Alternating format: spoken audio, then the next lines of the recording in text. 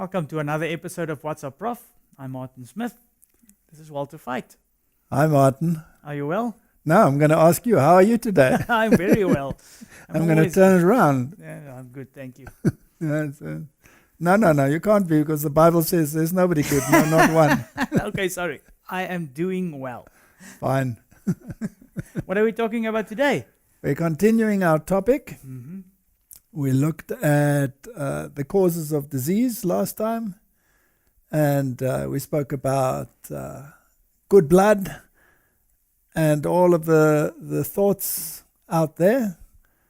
And this time we're going to take it to a practical level and have a look at practical health in a time such as this. Okay, so let's open with a word of prayer. Our Heavenly Father, thank you for giving us the privilege of these discussions. You gave us all the knowledge through the Bible, so help us to implement these things into our lives. We ask this in Jesus' name. Amen. Amen. Well, Martin, in a time of crisis, when all earthly support is cut off, how do you deal with these things? If you've made that mind shift from disease is actually my friend and not my enemy, and he's telling me that there's something that I have to take care of. Now, some of that can be introduced from outside in the form of toxins or whatever. And so we have to look at how do we help the disease to cope with certain issues. Now, one of the things that bothers people is that natural remedies seem to take time. And people say, they don't work. We want something that gives instant relief, Yes. right? Yes. So they add a drug to the problem and actually exacerbate the problem. Here's an interesting quote from the Ministry of Healing. The use of natural remedies requires an amount of care and effort that many are not willing to give. Nature's process of healing and upbuilding is gradual, and to the impatient it seems slow. The surrender of hurtful indulgences requires sacrifice, but in the end it will be found that nature, untrammeled, does her work wisely and well. Those who persevere in obedience to her laws will reap the reward in health of body and health of mind. Again, you have the body and the mind. Oh, that's so important. It's not all about your physical well-being. It's about the mind as well. Correct. And then make use of the remedies that God has provided, and we've looked at them before: pure air, sunshine, and the intelligent use of water. That's an interesting clue. Are beneficial agents in the restoration of health. But the use of water is considered too laborious. It is easier to employ drugs than to use natural remedies. That's a problem with humanity, right? Yeah, instant fix. So we are actually admonished to educate away from drugs. Drug medication, as it is generally practiced, is a curse. Educate away from drugs. Use them less and less and depend more upon hygienic agencies. Then nature will respond to God's physicians: pure air, pure water, proper exercise, a clear conscience. Those who persist in the use of tea, coffee, flesh meats will feel the need of drugs. But many might recover without 1 grain of medicine if they would obey the laws of health. Drugs need seldom be used. In another place it says, can be dispensed with altogether. Yeah. Now, why are flesh meats always on the list? Flesh meats are acid forming, highly acid forming, and the body likes an alkaline system. It doesn't want an acid system. And many a disease, or most disease, is from an acid system.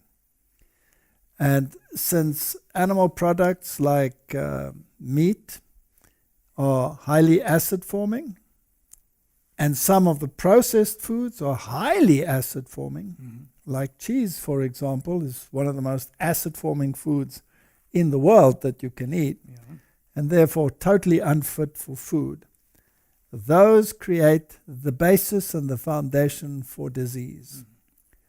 So what are the foods that we should eat that are alkaline forming? Fruits, vegetables, legumes, some nuts.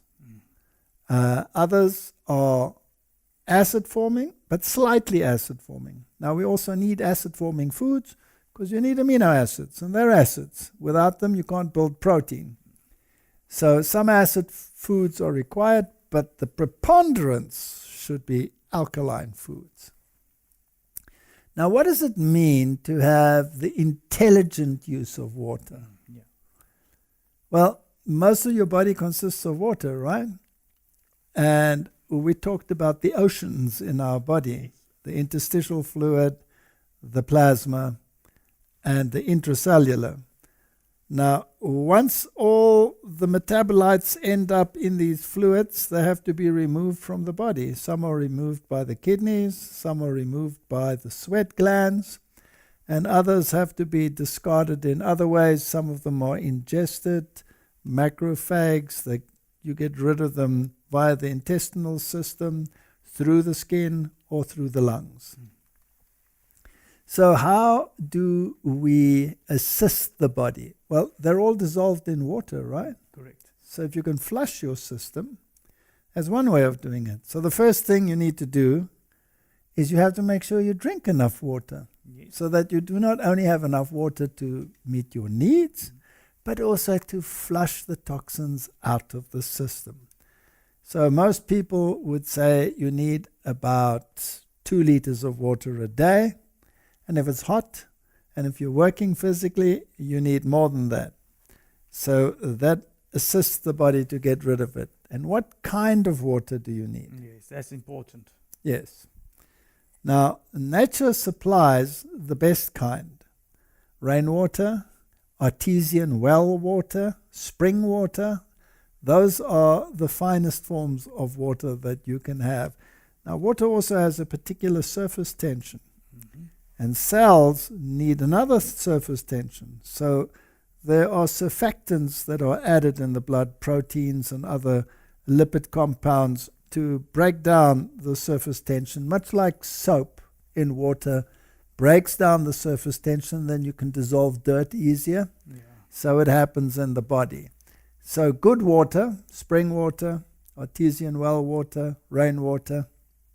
Maybe I just want to also put in, when you're thirsty, it's already too late to drink. Then you should have drank water already. You should drink water on a regular basis. So most people devise a little plan here or there. One way of doing it is to have a full glass of drinking water in the restroom.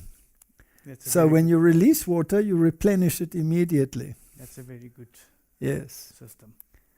And another way of using water intelligently, especially when you are sick or the lungs are congested, then steaming is very, very beneficial. In other words, you put boiling water in a bowl, you add a little bit of salt, that changes the dynamics of the steam, and put a towel over your head and inhale the steam. That loosens the phlegm and helps the body to get rid of it. You know, people take substances that dry up the phlegm. That's exactly what you don't want to do. You want to get rid of it because the body is telling you, I want to get rid of this stuff. So the mucus glands, they take toxins and release them, and your white blood cells get added to it. So normal phlegm is white. If you are infectious, then it's yellow, because there are white blood cells that have died and given up those things that they've taken up, detoxifying the body. And now the body says, get rid of it. Don't dry it out. Get rid of it. So steaming is very, very beneficial, or sweat baths or steam baths. That's an intelligent use of water. Fermentations. Mhm. If you have a bronchial problem, then bring the blood to the lungs. In other words, put hot fermentations with water. That brings the blood to the surface and helps to detoxify that particular area. Okay, but just for a practical illustration, you say bring water to the chest, but is that in the form of a hot towel that you put on there, or Correct. Now, heat is not enough. It needs to have the steam, the water in it. So basically what you do is you can put a dry towel on top of your chest, then you add a hot towel with the water, steaming water on top of that so that you do not burn. Put another dry towel over that, put a plastic sheet over that, go and lie under wraps, and then change that 3 times. And in between, rub it down with ice water. That is quite a procedure. That's why many people don't want to do it. Yeah. But then you have a hot-cold treatment, and you're also shunting the blood from away from the skin to the skin, away from the skin to the skin. And this helps the body to fight the problem. Yeah. Salt rubs are also something that you can do. Hot and cold showers and hot and cold rubs. These are all things that are very beneficial. So water is not only for drinking, it's for steaming, it's for fermentations. You can do, if you have an injury, for example, you can put it into hot water and then into ice water, into hot water and into ice water. Many, many things can be resolved in that way. There's also, if it's difficult to get into a bath, you can do one where you have a bucket with hot water, you put your feet in it, and you put a towel, and that will also get you sweaty. Correct. And then, of course, herbs, the natural things that God has made available. And many, many herbs have very good remedial qualities. So water treatment and simple herbs. The Lord has taught us that great efficacy for healing lies in the proper use of water. These treatments should be given skillfully.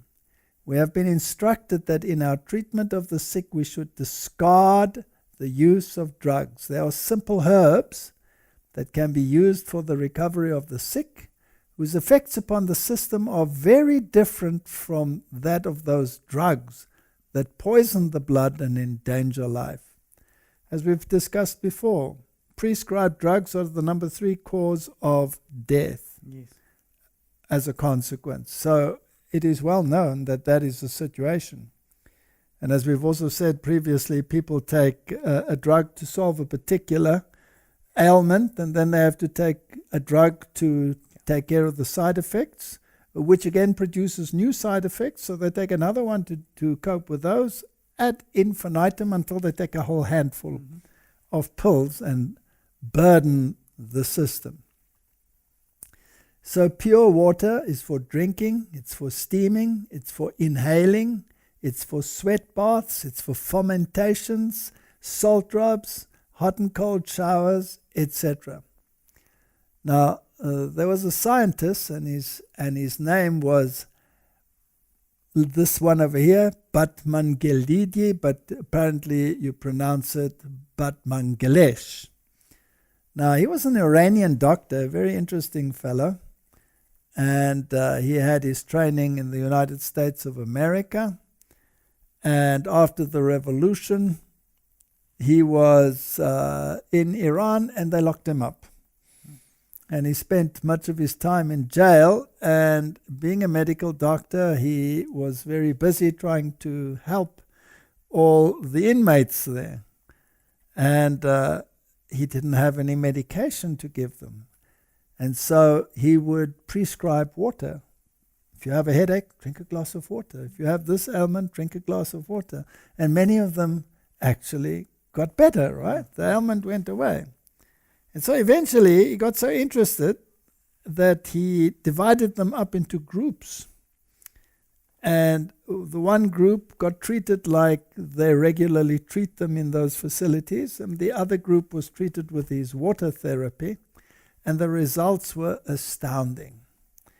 And he was busy with this experiment, apparently, when the notification came that he could be released. And he said, no, I can't be released now. I'm busy with an experiment. So willingly stayed another 6 months in jail. And he wrote a book called Your Body's Many Cries for Water. And he was speaking about histamine and water regulations. Now, you know that if you have an allergy, you take an antihistamine, right? So he said allergens should be treated with water. For example, asthma, lung dehydration. Salt is also an antihistamine, and you should never take caffeine drinks. You must drink water instead of soft drinks and juices. And many in the world said, well, he's a bit of a quack. So they didn't take him too seriously. But his results speak for themselves. And his book, The Body's Many Cries for Water, became quite a bestseller. Now, it's interesting that when somebody stumbles upon something, he might have taken it too far and say, everything comes from water. Well, obviously not. Allergens like, for example, asthma can be alleviated by drinking a lot of water, but they also come from other things like casein, for example, in milk. So you can't take it too far, but it's interesting that he recognized in that prison that if you give water and people drink more water, then many an ailment can disappear. So the general medical fraternity regards that as quackery, but the results speak for themselves. Another thing that's very important in the time that we are living in and that we are heading for in particular is charcoal. Every household, this is a sort of purchase list, right? Make sure that your home chemistry shop your home chemist has all of these things in good supply. And charcoal, as I've said, is probably one of the more important ones. Here's a quote from the Spirit of Prophecy. I feel impressed to recommend for your consideration the use of charcoal as a powerful agency for removing poison from the system. I have on several occasions been impressed to suggest the use of charcoal, and it has often brought relief when every other means had failed. Some people were on the verge of death, and charcoal turned it around. It's particularly if you have an infection or just generally. One of the ways to take charcoal is to take charcoal tablets, or you could take a teaspoon of charcoal in water or a juice if you don't like that gritty taste. It's going to be gritty anyway. And swallow it down, and it absorbs toxins. It has these micro pores. When we were doing lab experiments, then we would do hormone analysis, and often you have to centrifugate and get rid of whatever other dissolved substances are present. We would use activated charcoal and then centrifuge it down, then you know that the soluble stuff has been removed and you can work with whatever you have to work. It works like a magnet for all that stuff. It's amazing. Just while you're talking about a magnet, the body is an electrical system, and we read that the life is in the blood. Now, in the previous lecture, we discussed that red blood cells generally have a negative charge and they repel each other. If you have an injury or there's a medical problem, those charges are often reversed, which means that the blood is attracted to it because it has a positive charge. Now, the blood also has stem cells in it, and the blood produced in the intestine comes also from stem cells. And some of them are in a state of differentiation. They can become any kind of cell in your body. So you have an injury, the blood is drawn to that, packs around it, and starts working on that injury and restores whatever needs to be restored. So if you need bone cells, those stem cells can provide the bone cells. If you need another cell, they can provide that. So the life is in the blood. There's no doubt about it. Okay. So that's where a scab comes from. Well, yes, that's the blood that has leaked through, and it makes a scab, and it covers the affected area, and the skin regenerates underneath. So the blood is really the one that is the life giver. So if you use charcoal, how do you do that? Well, one of the things you can do is you can make a poultice. You can just take a linen cloth, for example, and cook up a little bit of linseed, dissolve some charcoal in there, spread it across, and then paste it on the affected area, and put some, what they call in America, saran wrap around it. Okay. Or in our country we call it foil, right? Oh, glad wrap. Glad wrap.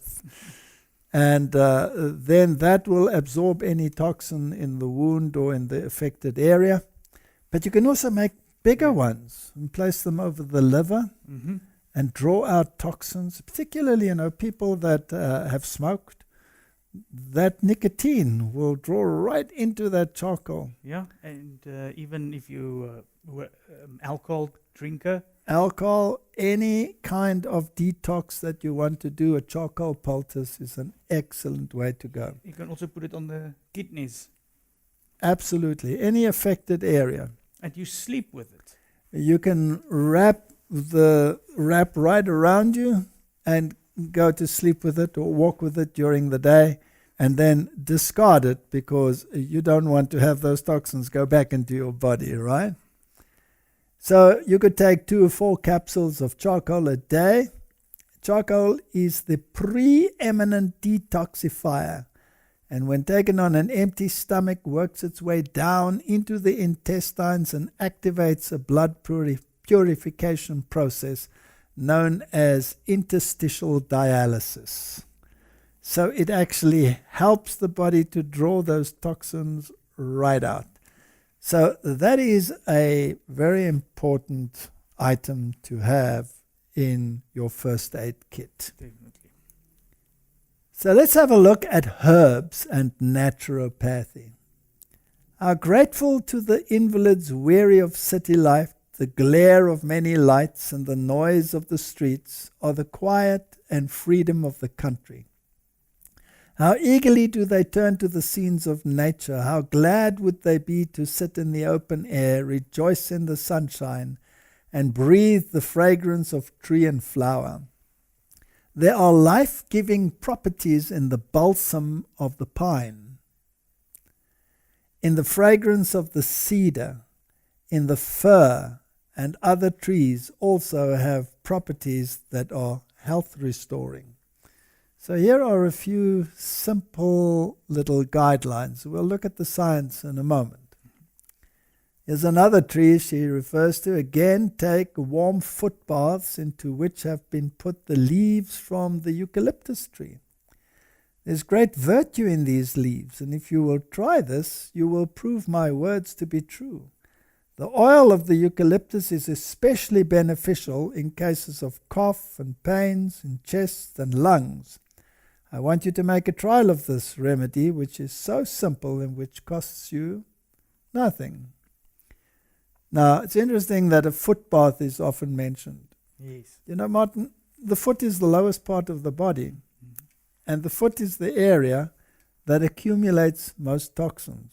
So a foot bath, you can even put a little bit of charcoal powder into that foot bath, will draw out those toxins and help your body get rid of these things. That's actually true. So if you have a foot problem, most probably there's something not too good in your body. Correct. And for example, if you get septicemia, which is blood poisoning, and you get it in the foot, you have a very high chance of dying because it's the lowest part of the body, and you have to get those toxins out of your system.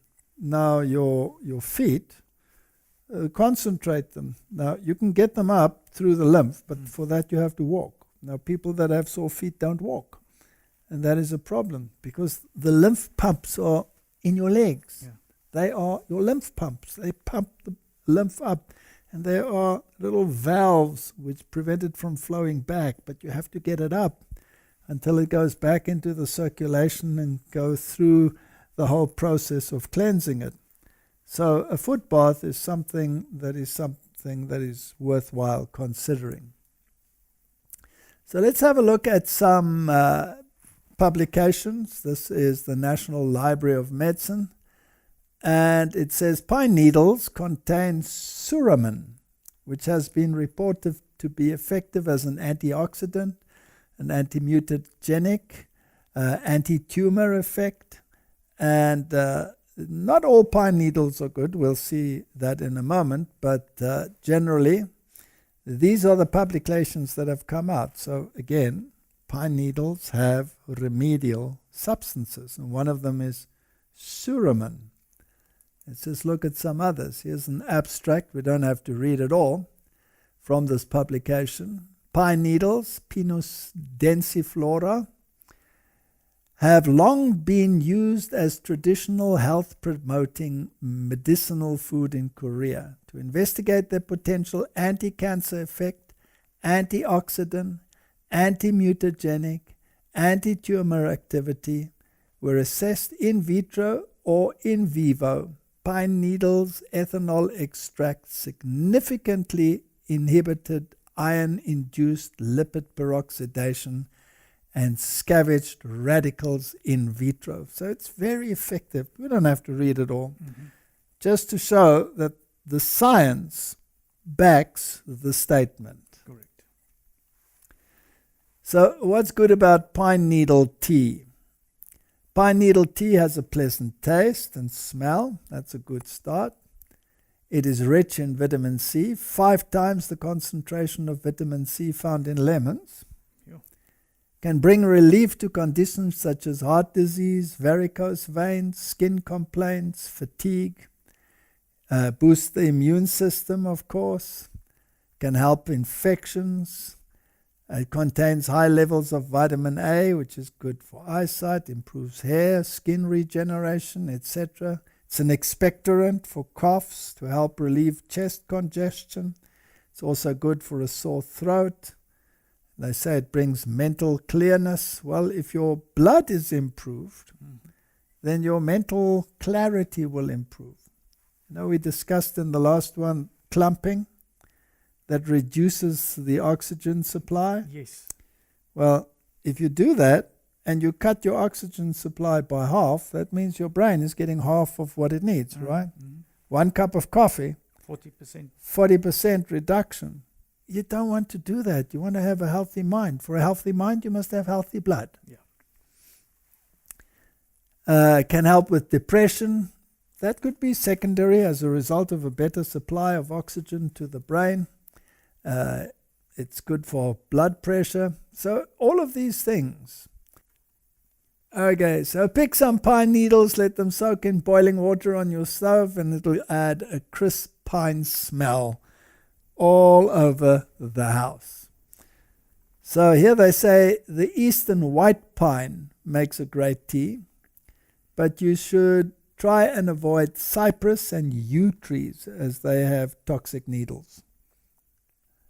Now there's something else that you find in pine needles besides suramin, and that is shikimic acid or shikimimate.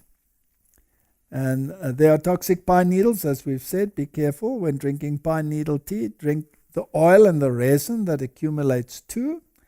And this shikimate or shikimic acid and their derivatives, they possess cancer-fighting, antiviral, antimicrobial, anticoagulant, and antithrombotic properties. So they help your blood to stay nice and thin. Mm-hmm. And we were talking about good blood, right? Correct. So the judicial use of water and some of these simple remedies can be used to keep the blood thin. Here's another scientific article, News Medical Life Agency. Scientists are anxiously searching for an effective antiviral to combat severe or critical COVID-19, which has already caused over 1 million deaths worldwide. A new study published in the preprint server BioRvix reports the elucidation of the mechanism of inhibition of SARS-CoV-2 by non-nucleotide inhibitor called suramin. So you find that in pine needles, right?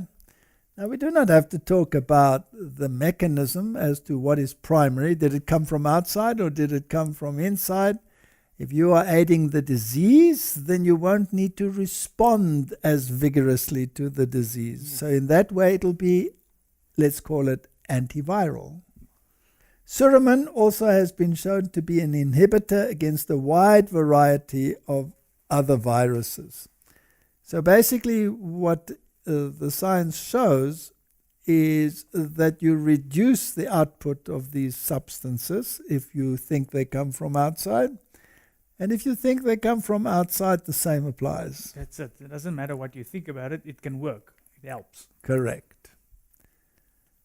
So there are other herbs that you can use, and there are many web pages that talk about these things. Try and find those that use reputable sources and don't just, sprout whatever they think. But basically, if you go through all of them, there are some that they all have in common. They all suggest the following. Oregano. Oregano is a very popular herb in the mint family that is known for its impressive medical qualities. Its plant compounds, which include carvacrol, offer antiviral properties. So again, let us put it this way. It helps the body to rid the system of whatever is ailing it, and therefore we do not have to have such a vigorous disease response. And then that helps the body. The second one that is recommended is sage. It's also a member of the mint family. It's an aromatic herb, and it also has antiviral properties, antimicrobial properties as well. Just a question. The use of these, is it now in food or is it making teas? Well, you can put it into the food as a condiment or as herb, or you could make a tea from it. Mm-hmm. Basil. Basil has many redeeming qualities, and there are many types of basil. Some of them are perennial, some of them are annual. So make sure you can plant them in your garden. And some even have what they call holy varieties. And one test tube study found that sweet basil extracts, including compounds like apigenin and ursolic acid, exhibited potent effects against herpes virus, hepatitis B, and enterovirus. So basically the bottom line is there are substances which help the body to cope with whatever the problem is. Mm-hmm. Now, something like basil has a very interesting taste. You can add it to your food, particularly Italian type of food loves basil. But once you get used to the taste of basil, it's a wonderful herb just to place on an avocado sandwich, for example. Now, I can eat a whole pile of it, and once you get used to it, then your palate starts liking it and craving it. Fennel is another one that you should consider. Now, remember that all of these are alkaline forming. So in that effect alone, they contribute to a healthy system. Yeah. Fennel has a licorice flavor, and they say it is potently antiviral. So again, if it can help your body not to have to use all of these mechanisms to get rid of whatever toxins it is, then that is a good thing. Yeah. Garlic. In a study in 23 adults with warts caused by papillomavirus, applying garlic extract to the affected area twice daily eliminated the warts in all of them after 1 to 2 weeks. Additionally, older test tube studies noted that garlic may have antiviral activity against influenza A, B, HIV, HSV, viral pneumonia, rhinoviruses, which cause the common cold. Now, we did quite a few experiments with garlic and also wild garlic. We used wild garlic as well and found it is incredibly antimicrobial. It's in fact better than some of the antibiotics. Oh, wow. So that's an interesting point. So these are substances that we can use. Now, you can make certain drinks that will be power bombs to help you in a cold and flu situation, and we'll talk about them in a moment. Yeah, and even if you want to, in the morning, drink half a clove of garlic with water, it's a very good antibiotic. If you want to do that, yes, of course, some people will say it will interfere with your romantic life. And some people can take it to excess. But in times of disease, then, the romantic aspect fades into second place. Lemon balm. Lemon balm extract is a concentrated source of potent essential oils and plant compounds that have antiviral activity, and they quote many scientific papers to back it up. And test tube research has shown that it has antiviral effects against avian influenza, herpes, enterovirus, and many things, even in children. Peppermint is another plant that one can effectively introduce into the garden. It also grows quite easily. It has antiviral qualities. You can drink it in teas, tinctures, and you can have natural oils from peppermint. Put them into your steam baths to help you as an expectorant. They contain menthol and rosmarinic acid, which have antiviral and anti-inflammatory activity. So, if you have some of these herbs available, you don't have to have them all, but what is available, use it. Rosemary is antimicrobial, it's anti-inflammatory, it's an antioxidant, so you can add that to your food, and you can also use extracts. And you can rub it and put it onto fermentations to bring that aroma out. So there are many ways in which you can use it. It is excellent in cases of influenza, hepatitis, etc. Echinacea is another one. Well, everybody knows about the qualities of echinacea and echinacea tea.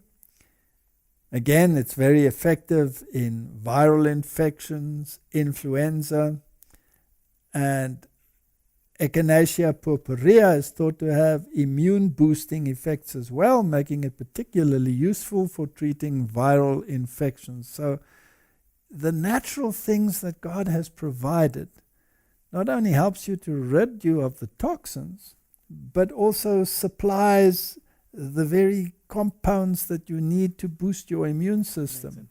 Because a lot of infections, like you mentioned earlier, most of these help with alkalinity.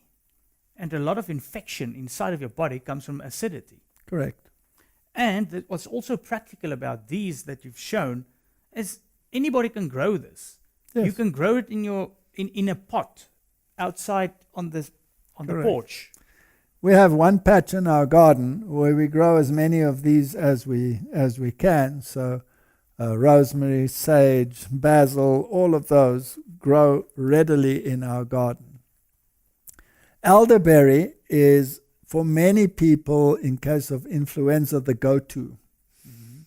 It's also known as sambucus. So it is made into a variety of products, elixirs and pills, and they treat viral infections like flu and the common cold. For many, many people, this is the go-to one, and it's very effective. Licorice tea has many, many uses, and in Chinese medicine it's been used for centuries. And it contains all of these interesting compounds, and they all have such interesting names. And these are the active substances, and they have powerful antiviral properties. Also, licorice helps with blood pressure problems, for example. Test tube studies demonstrate it's effective against HIV, RSV, herpes virus, and severe acute respiratory syndrome related coronavirus. So this is one of the go-tos. You can make a tea of it. I must say that's one of my favorite teas. You like licorice tea? I also have licorice tea when there is a problem. Astragalus. It's a flowering herb in traditional Chinese medicine. It boasts astragalus polysaccharide, which has significant immune-enhancing and antiviral qualities. Ginger. We've planted quite a bit of ginger in our garden, and it's amazing. One plant gives you, from one little tuber, gives you a huge amount. And it's an elixir. You can put it into teas. Many, many natural remedies are attributed to it. It has been shown to have impressive antiviral activity. It has high concentrations of potent compounds. So this is another one of those that is antiviral, anti-mutagenic, antimicrobial. And if you put that together with echinacea into a tea, or you make a combination tea, excellent. And you can maybe on the practical side, just on the pictures show when it starts to grow that little, like a horn. Yes. People can cut it off and plant that part. Correct. Related to it is ginseng, which is also used in the East, particularly in Korea. And it is very effective against viruses. By the way, Martin, if you add ginseng or ginger to a garlic drink, then it masks that potent aroma that you get. And there are other advantages. Some say that this one helps you with your vigor and gives you more energy, etc. And then the dandelion, the little Cinderella of the flowering plants. Such a common little plant. I just want to say here, most people think it's a weed. Correct. It says right here, it's regarded as a weed, but it has great medicinal properties, including antiviral, and it has been shown to be very effective. So some of these edible flowers are excellent. You can make coffee of the roots of dandelion. Correct. If you put it in foil and roast it in the oven. Correct. And then you get to some of the really potent ones. And cayenne pepper. Cayenne is probably an absolute must in your little toolbox. Yeah. It contains natural compounds called capsicanoids, and that's what gives it its flavor and its anti-inflammatory properties. It can reduce hypertension. It can prevent blood clots. It can prevent myocardial infarcts, heart attacks. So this is really a very, very potent product to have in your house. And it's so simple to keep. So make sure you have this. And if you have circulatory problems, then drink some of this. And it feels hot, it feels like it's burning, but it's a sensation. It's not an actual burn. Yeah. So it doesn't create the problems that an alkaloid like black pepper, for example, would produce. So this is something that you can use. So if you have problems, heart problems, palpitations, or anything of that nature, then put a teaspoon of red pepper, of cayenne, into a glass, put it into something like fruit juice or something, make it a little bit less potent, and then drink that down. It can bring almost instant relief. And especially for myocardial infarct, they say that a dose of red pepper can actually assist the body. And that man that spoke about the body's many cries for water. Yeah. One of the things that you can do if you're feeling faint is put a few crystals of salt under the tongue. And that is also a very effective way of helping to get your blood pressure restored to what it should be. So red pepper or cayenne pepper has many, many qualities, and it is also anti-inflammatory. So it can help you with inflammation of the body, of any of the urinary tract, etc. Turmeric is the other very important one. Now, we also grow turmeric in our garden, and we keep it frozen. And just take a little piece and put it in the blender. So it contains curcumin, and that's the main component, and it is a potent anti-inflammatory. It's probably one of the most potent natural anti-inflammatories that you can get. It's such a simple thing to have in your house, right? Definitely. Now, one of the things you can do with it is you can make an anti-inflammatory milk. Yes. So you take a plant-based milk, like soy milk or almond milk or any one of those. And the main component, curcumin, dissolves in fat readily. Now, these natural milks like almond milk or soy milk contain a high proportion of fat, so that helps. But you can assist that even by adding, let's say, a teaspoon of coconut oil. Yeah. And then you add a teaspoon of turmeric in a half a liter of milk, and then bring it to a simmer. Not boiling vigorously, just bring it to a simmer, stop it, stir it, and then put it in a container, cool it down. You can keep it in the refrigerator, and then use it like a medicine. 3 or 4 times a day, you take a few tablespoons of that, or you can take a glass and drink it. It doesn't matter because it's not going to harm you in any way, but it's one of the most potent anti-inflammatories that you can find. We even drink it when it's still hot, like a hot drink. Like a hot drink. Add a little bit of honey. That's it. And enjoy. And honey is also anti-inflammatory. Correct. I don't think I even have honey in this, but honey is amazing for skin problems, for burns, for many, many things you can use honey. Even if you have very bad eye infection, honey, if you put it into the eye, is a very good, but it's not very pleasant. No. But it helps a lot with an infection in the eye. And the shelf life of honey is almost infinite. Do you know, Martin, that they found honey in the tombs of pharaohs? Yeah. That is still edible. Yeah, that's thousands of years old. Yes, that's thousands of years old. So now if you look at these compounds that we've discussed so far, if you want to make a bomb. Yeah, you've now told us how to make golden milk. That's golden milk, yes. Now tell us how to make a bomb. Rocket fuel. Rocket fuel. Cayenne pepper. So you take a teaspoon of cayenne, and you take a few cloves of garlic, and a sprig of ginger, and you blend that all together, and you add a little bit of honey if you want to.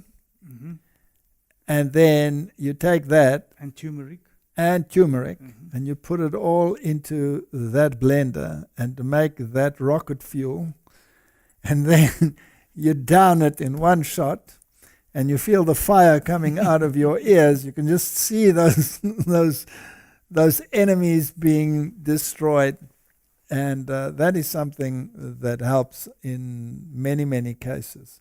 I don't know if you mentioned lemon. Yes, we should put lemon on the list as well, with the skin. So wash the lemon well, take a slice and blend that in with your rocket fuel. Or generally speaking, make yourself a juice with the whole lemon and carrot and apple, and make a juice of that and drink that as a booster. High vitamin A, high vitamin C. There's more vitamin C in the skin, plus all of the volatile oils in the skin. All of those things in that rocket fuel or in a juice. Excellent.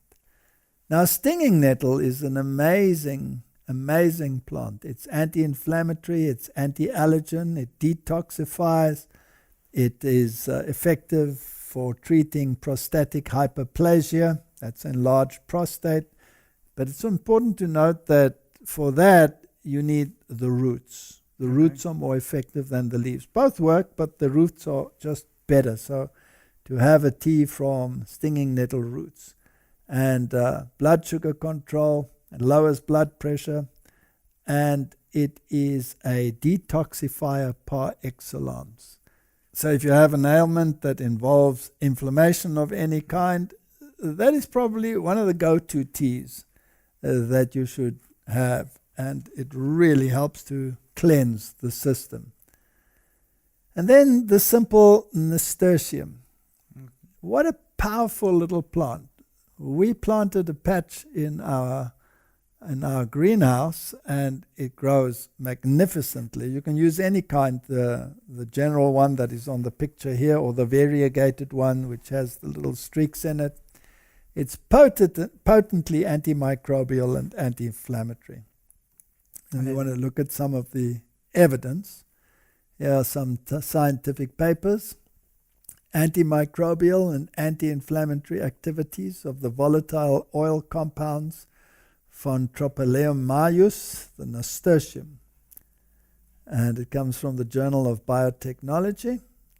Our studies have demonstrated the efficiency of the natural compounds of this plant as an anti-inflammatory treatment in animals. The antimicrobial activity proved to be selective depending on the pathogens.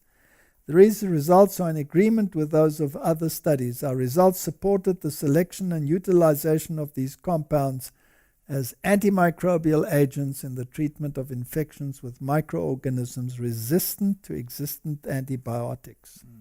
So here's a very simple one.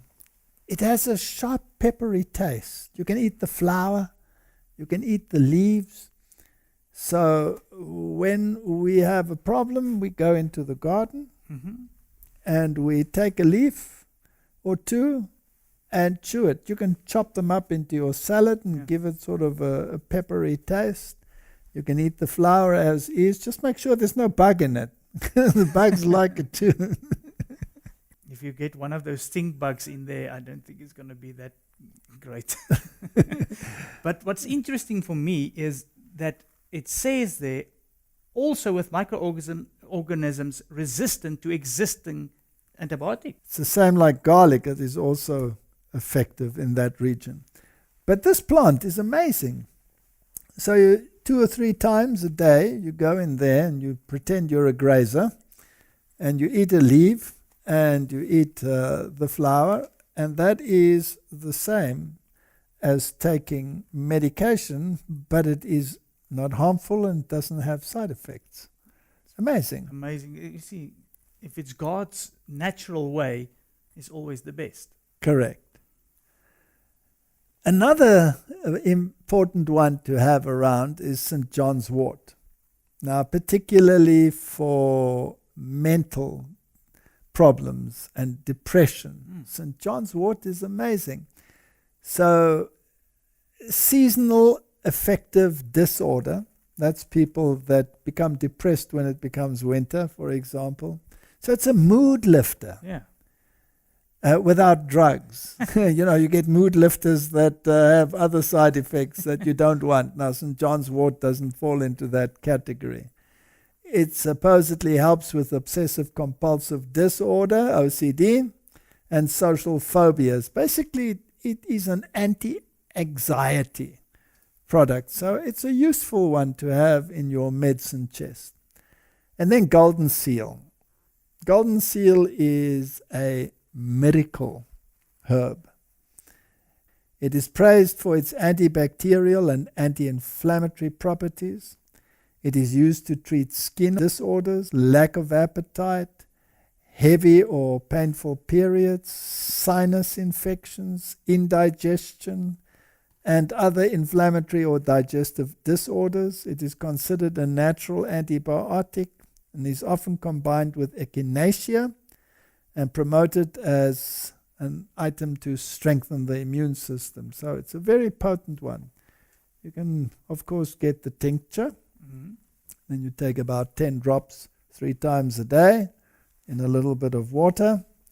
And it is a very important product to add to your medicine chest. Okay, I have a question again. These products that we've just seen, on how regular a basis can you consume this? Well, the teas you can drink regularly throughout the day. If you're having the tinctures, then they're more potent, then you use them about 3 times a day. And most of the times, why I'm asking is because sometimes you can buy this off a shelf, and then that will have instructions on how many times. But if you plant it in your garden, you're not going to know. So maybe just read. This is the beauty of herbs. The chances of you overdosing on a herb are virtually null. Scrofularia, or figwort, it's known to be an antipyretic and anti-inflammatory, and it's used for laryngitis, fever, swelling, constipation, and neuritis. So you see, many of these have overlapping effectiveness. So you don't have to have them all, but whatever's in your area, try and get that. But ginkgo biloba is a very interesting one. And it's a very potent antioxidant, anti-inflammatory. It improves circulation, heart health, and it's a blood thinner. It improves cognitive function and reduces anxiety and depression. So it's something that you could use together with St. John's wort for people that are depressed. So these are just things that can help people in this modern society. Yes. This modern society is so depressed.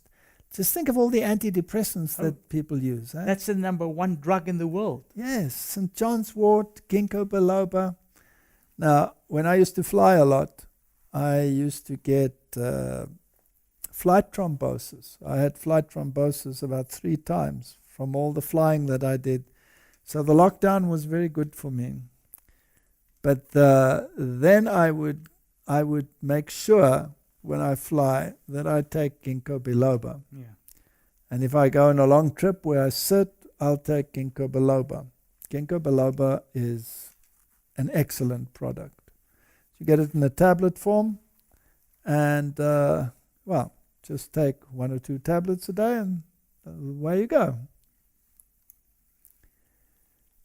Eucalyptus, we've already discussed it to some extent. And the oils are very potent. They can be decongestants, disinfectants, anti-inflammatory.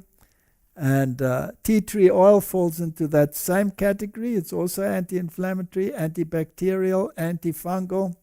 So Martin, if you do the steam inhaling, you can add a drop of eucalyptus oil and a drop of tea tree oil.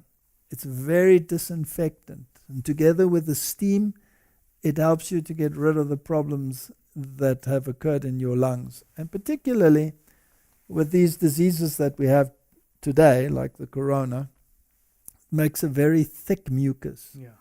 The steam loosens it. So this is the beauty of this way.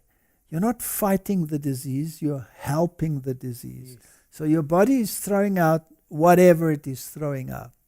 Whether it is an environmental toxin or whatever you want to think that it is, your body is trying to get rid of it. So help the body get rid of it. And a little bit of banging on the back together with the steam loosens the phlegm.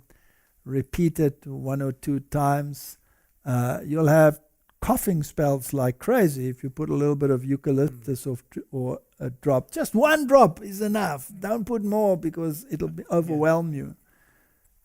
If a little bit of clapping on the back helps to loosen it. And if you have a major coughing spell, that's part of your defense mechanism to get rid of it. Yes. So get it out. It's unfortunate, but that's the way it is. That's the way. Don't depress it.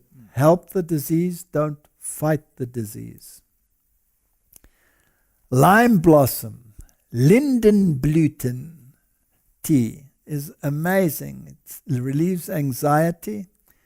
It fights inflammation. It relieves mild pain. It's a diuretic. It lowers blood pressure, helps with sleep disorders, soothes the digestive tract.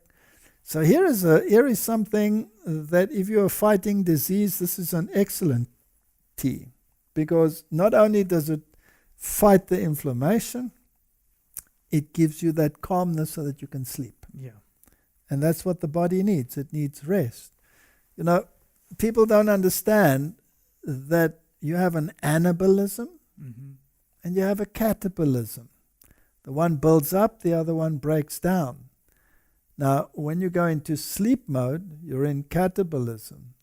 When you are in active mode, you're in anabolism. So when you are sick, you want to help your body to fight the disease. And therefore, you don't want to divert energy into waking activity. Yeah.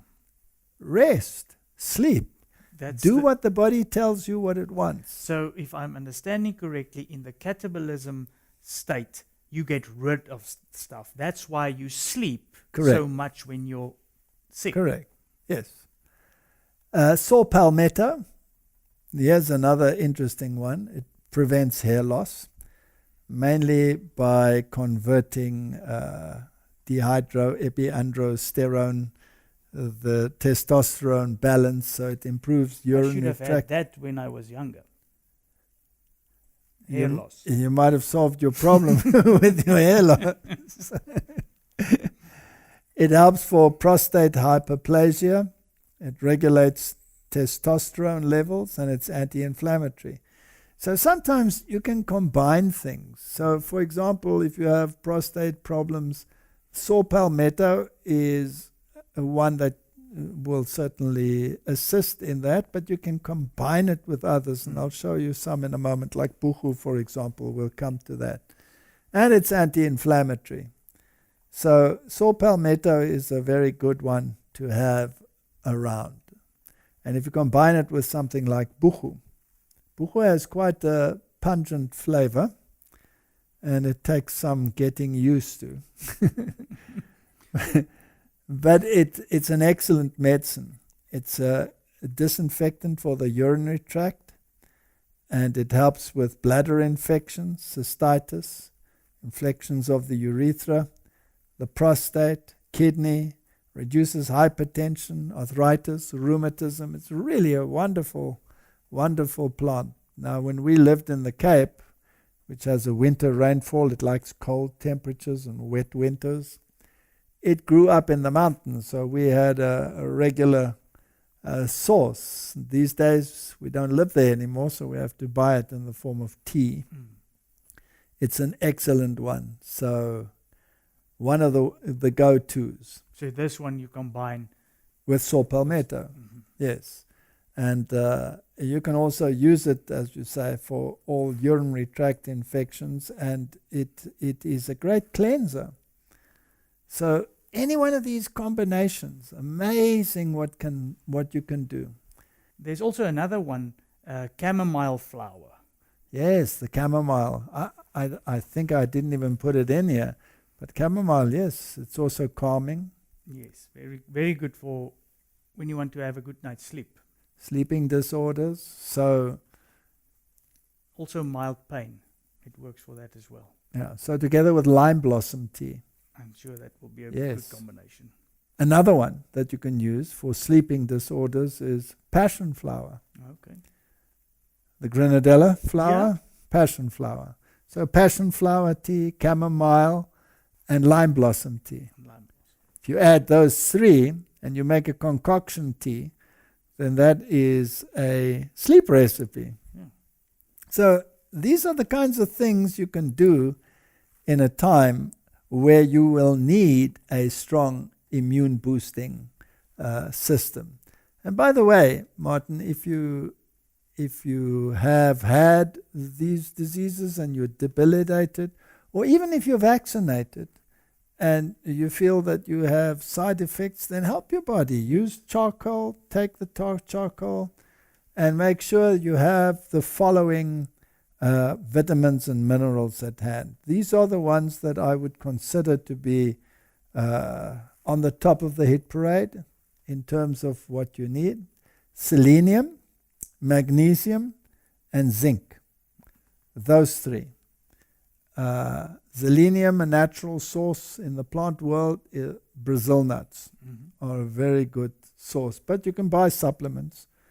Selenium supplement, magnesium supplement, and zinc supplement. Those are your immune boosting minerals. You want them in your first aid kit. As for the vitamins, make sure you have your vitamin Bs. If you want to have good blood, vitamin B12, get the little soluble one that you put under your tongue. It's cheap and it can help with producing a good blood. Vitamin C, they say particularly the lipospheric vitamin C, which is in a liquid form, you drink it. But vitamin C in general should be in your first aid kit. Vitamin E, of course, vitamin A, folic acid, and vitamin D is absolutely essential for a good immune system. Even in countries like Southern Africa, where we live, where we have lots of sunlight.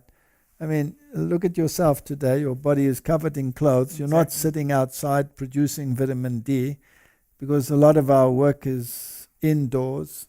Nothing wrong with taking a vitamin D supplement. Those are the main ones that you should need for a powerful immune response.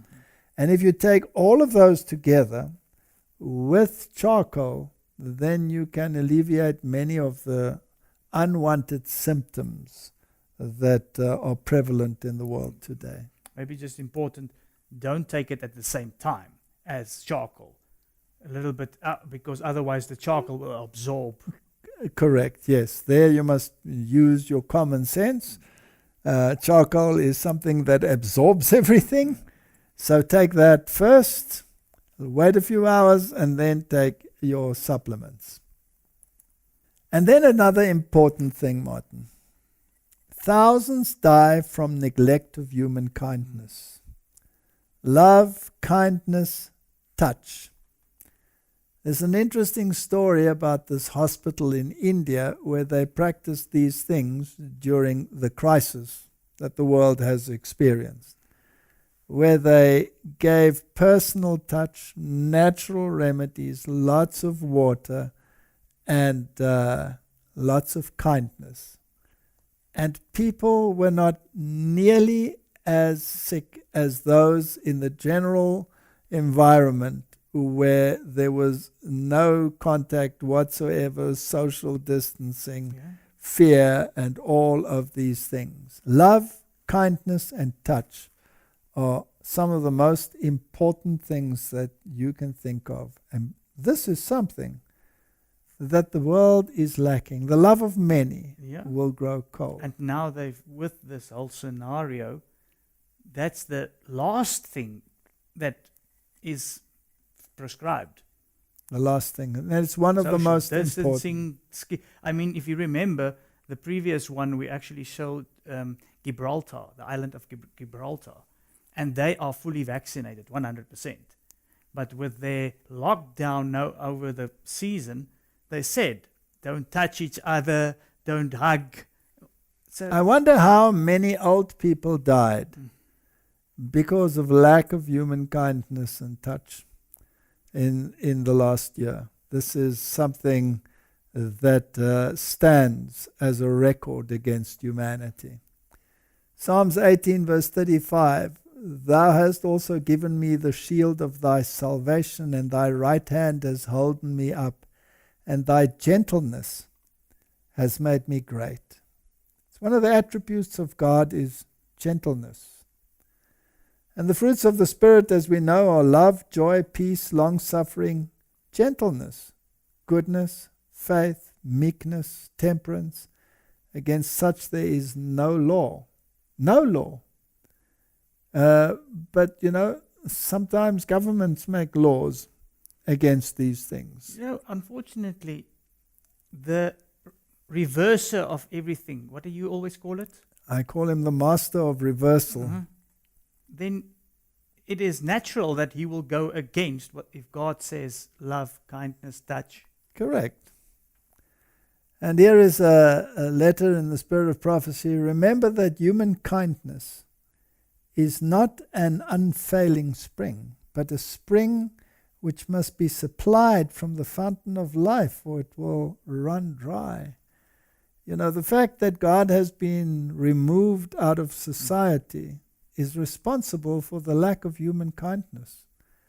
Just that interview that we spoke about in Austria. It is stunning how callous and cold humanity has become. Selfish. Selfish, yes. So I want to end this little discussion with Psalms 91, because Psalms 91 deals with the time of trouble that we are rapidly entering into. And it has such amazing promises. He that dwelleth in the secret place of the Most High shall abide under the shadow of the Almighty. I will say of the Lord, He is my refuge and my fortress, my God, in Him will I trust.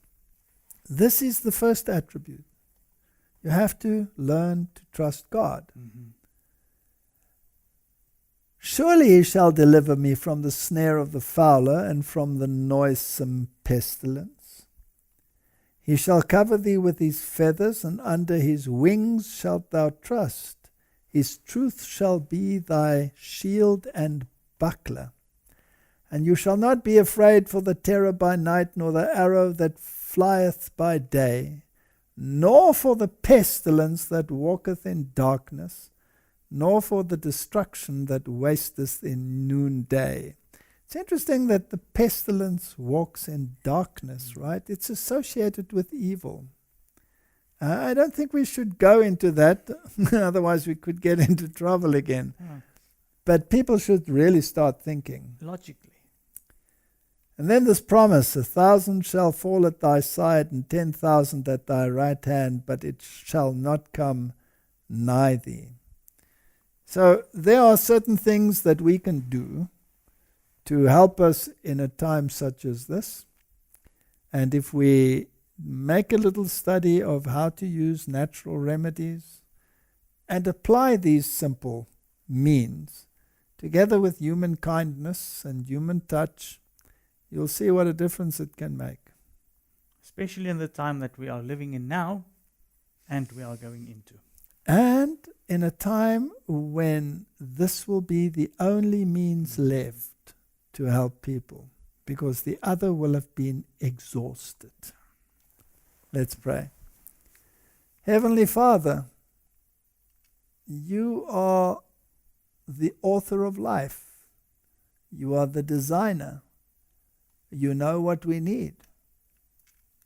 You have made choices available. Out there in the plant world, we can choose that which is detrimental to us, and we can choose that which is beneficial. And you have given us freedom of choice.